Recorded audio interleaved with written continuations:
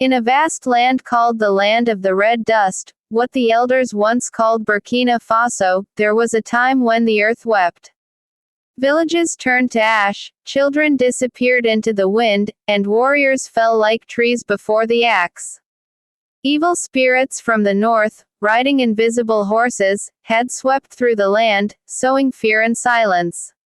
The people cried out to their kings, but their voices vanished like smoke in a storm.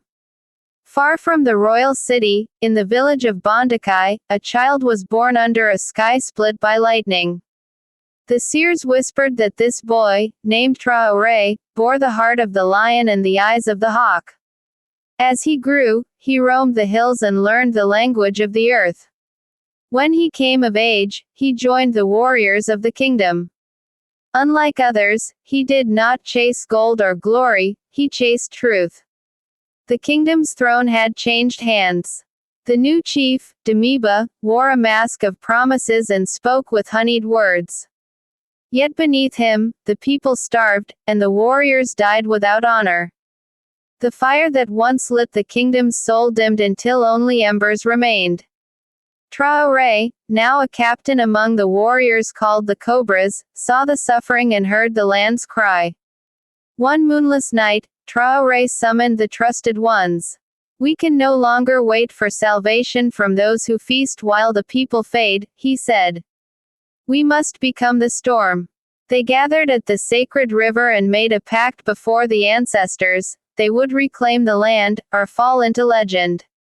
On the day of the broken sun, when the winds blew strangely and the drums beat without hands, the capital trembled. The roads were blocked by warriors, and the palace gates creaked open like a mouth about to scream. By dusk, the old chief had vanished. In his place stood Traoré, the lion of Bondakai, with sand on his boots and thunder in his voice.